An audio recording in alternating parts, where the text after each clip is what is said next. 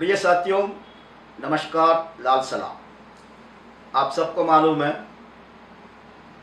जुलाई 3 तारीख एक राजवाबी protest day देश का सभी सेंट्रल ट्रेड यूनियंस का तरफ से और इंडिपेंडेंट फेडरेशंस का तरफ से पूरा देश में ऑब्जर्व करने वाला है। उस आंदोलन में all India defence employees federation भी शामिल है। साथियों, कोविड-19 वायरस हमारा देश में आने का पहले ही हमारा देश का इकोनॉमी बहुत सीरियस खराब सिचुएशन में था। कोविड-19 आने के बाद उसका तो लॉकडाउन डिक्लेयर किया गवर्नमेंट, उसका वजह से इकोनॉमी का पूरा बर्डन, उसका नुकसान इस देश का सामान्य जनता, इस देश का मजदूर का ऊपर आ गया। इंडस्ट्री बंद, तनख्वाह नहीं है। एक तरफ कोविड-19 का डर जनता का मन में है, एक कोविड-19 कब हमारा ऊपर अटैक करेगा, वो एक तरफ वो डर है। दूसरा तरफ सरकार का तरफ से कोई भी मदद नहीं है। इस परिस्थिति में सरकार ने एक दिन बोला, हम आत्मनिर्भर भारत का नाम पर 20 लाख करोड़ का रिलीफ देश का जनता को देंगे। देश का सभी जनता बहुत खुश में था। एक सरकार है, वो हमको केयर करने के लिए हमको इस 20 लाख करोड़ में कुछ ना कुछ तो मदद मिलेगा। जनता का विश्वास था, आम आदमी का विश्वास था। लेकिन 5 दिन हमारा फाइनेंस मिनिस्टर पब्लिक डोमेन में आके टीवी चैनल्स का सामने एक एक दिन एक एक अनाउंसमेंट किया। उसमें आम आदमी के लिए कुछ भी नहीं था, कुछ भी नहीं था। परंतु उनका अनाउंसमेंट है, हम देश का पब्लिक सेक्टर कितना हमारा इंडस्ट्रीज है वो पूरा हम प्राइवेटाइज करें, पूरा हम प्राइवेटाइज करें। केवल स्ट्रैटेजिक सेक्टर में केवल 4 पब्लिक सेक्टर रहेगा और नॉन स्ट्रैटेजिक सेक्टर में 1 पब्लिक सेक्टर रहेगा। बाकी सब प्राइवेटाइज करेंगे। कोयला भी प्राइवेटाइज, स्पेस भी प्राइवेटाइज, एटॉमिक एनर्जी भी privatise, public sector industry privatise, bank privatise, insurance privatise, अब डिफेंस भी प्राइवेटाइज, रेलवे भी प्राइवेटाइज, सीपीडब्ल्यूडी भी प्राइवेटाइज करेंगे। सभी जगह में 100% एफडीआई लेके आएंगे। इसमें आम जनता को क्या बेनिफिट है? आम जनता को नुकसान आएगा। फिर अनाउंस किया, हम देश का 41 ऑर्डिनेंस फैक्ट्रीज को पब्लिक सेक्टर में कन्वर्ट करेंगे। कितना कॉन्ट्राडिक्टरी स्टेटमेंट साथियों। एक तरफ बोल रहा है पब्लिक सेक्टर पूरा हम प्राइवेटाइज करेंगे, स्ट्रैटेजिक सेक्टर में केवल 4 पीएसयू रहेंगे। आप सबको मालूम है डिफेंस का अंदर ऑलरेडी 9 पीएसयू है। Hindustan Aeronautics Limited, Bharat Earth Movers Limited, Bharat Electronics Limited, ये सब डिफेंस का अंदर का पीएसयूस है, वो 9 है। अब ऑर्डिनेंस फैक्ट्रीज को भी कॉर्पोरेटाइज करेगा, पब्लिक सेक्टर में कन्वर्ट करेगा, वो 10 हो जाएगा।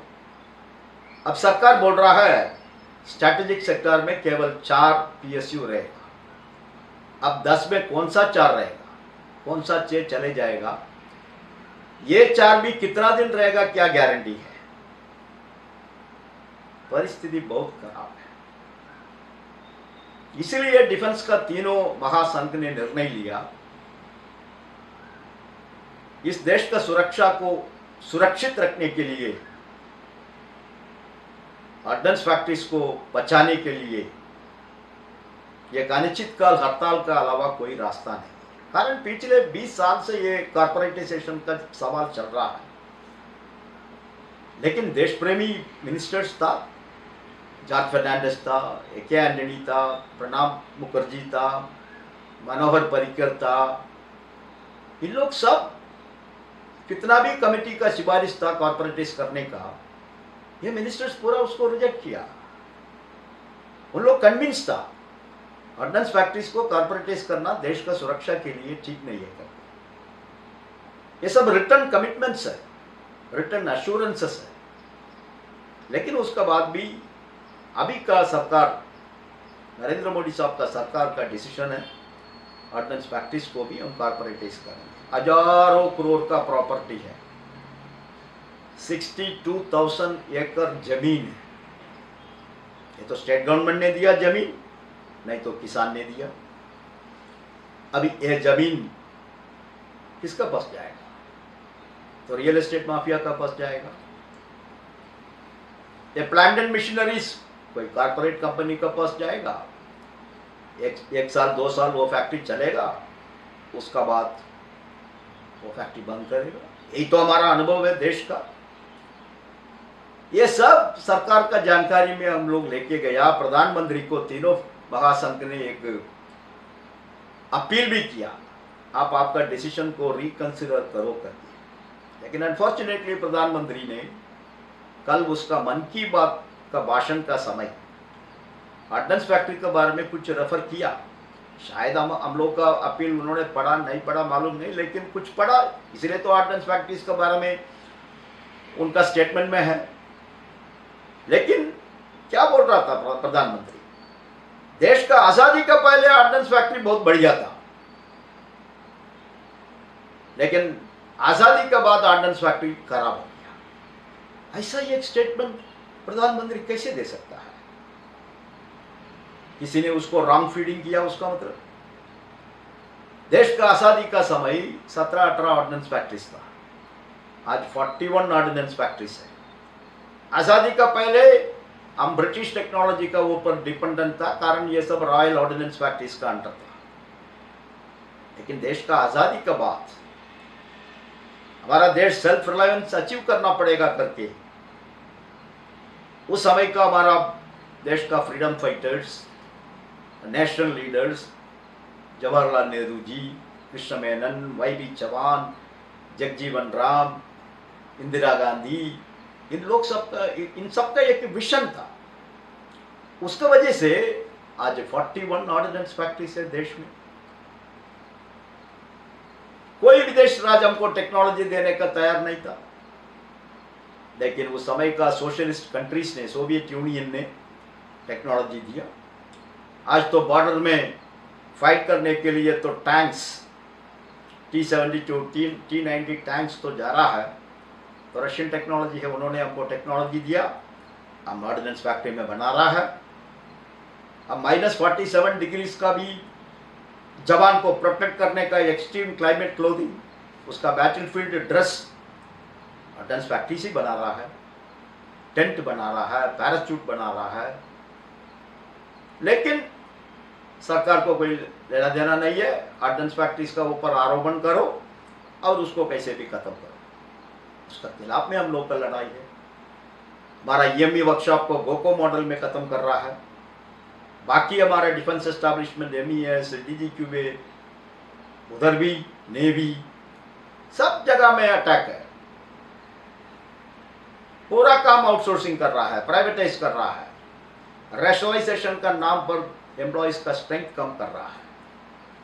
ये कितना बड़ा अन्याय है साथियों। पब्लिक सेक्टर में अभी 10 लाख का ऊपर पोस्ट वैकेंट है, और गवर्नमेंट सेक्टर में including railway, defence, postal 6 lakh का ऊपर पोस्ट वैकेंट है।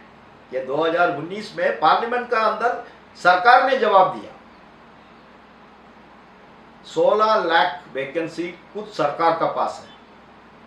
क्यों इस देश का अनएम्प्लॉयड नौजवान को नौकरी नहीं दे रहा है? उसमें 27% तो मिलेगा OBC को, 15% मिलेगा हमारा शेड्यूल कास्ट कम्युनिटी को, 7.5% मिलेगा इस देश का शेड्यूल ट्राइब कम्युनिटी को, 10% तो मिलेगा इकोनॉमिकली वीकर सेक्शन को, और 10% एक्स सर्विसमैन को। 4% फिजिकली चैलेंज्ड को, लेकिन वो सब सरकार का एजेंडा में नहीं है।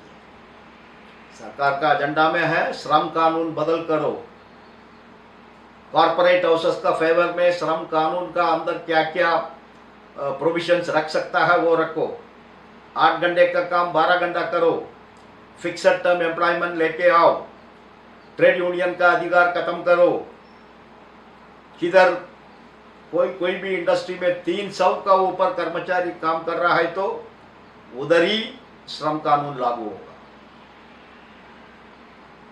Majority of the private industries में 300 परमानेंट वर्कर किधर है, 100 है, 200 है, बाकी सब कॉन्ट्रैक्ट वर्कर है, उनके लिए कोई कानून भी लागू नहीं होता है। यही परिस्थिति है। केंद्र सरकार कर्मचारी का ऊपर अटैक है, डीए बंद कर दिया, पेंशन बंद करके एनपीएस लेके आ चुका है। इसलिए परिस्थिति बहुत गंभीर है। वर्किंग क्लास चुप नहीं बैठ सकता, ट्रेड यूनियन चुप नहीं बैठ सकता, हम लोग का वॉइस तो रेस करना ही पड़ेगा। We have to raise our voice.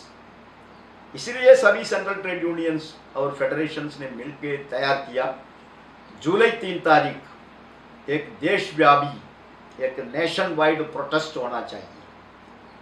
उस प्रोटेस्ट को सक्सेस करना हम सभी का जिम्मेदारी है। मालूम है तकलीफ है, लॉकडाउन है, वर्कर्स को मोबिलाइज करने में मुश्किल है, सोशल डिस्टेंस मेंटेन करना पड़ेगा, लेकिन उसके बाद भी ये मोबिलाइजेशन करना हम लोग के लिए ज़रूरी है। कारण डिफेंस एम्प्लॉयज़ आने वाला दिन कॉर्पोरेटाइजेशन के खिलाफ में, गोको मॉडल के खिलाफ में हड़ताल में जाने का बहुत ज़रूरी है। Specially ordnance factory workers indefinite हड़ताल का तैयार करना बहुत ज़रूरी है। तीनों फेडरेशंस ने निर्णय लिया 2nd वीक ऑफ जुलाई में हड़ताल का डेट भी तैयार करेंगे करके। इसलिए 3 जुलाई का वो प्रोटेस्ट आंदोलन है, डिफेंस सिविलियन कर्मचारी के लिए बहुत महत्वपूर्ण है। हम आप सबको अपील करना चाहता हूँ, जुलाई 3 तारीख का आंदोलन हमारा सभी डिफेंस एस्टैब्लिशमेंट में 430 डिफेंस एस्टैब्लिशमेंट का गेट का सामने सक्सेसफुली ऑब्जर्व करना पड़ेगा। मुझे पूरा विश्वास है। आप सबको लाल सलाम, धन्यवाद।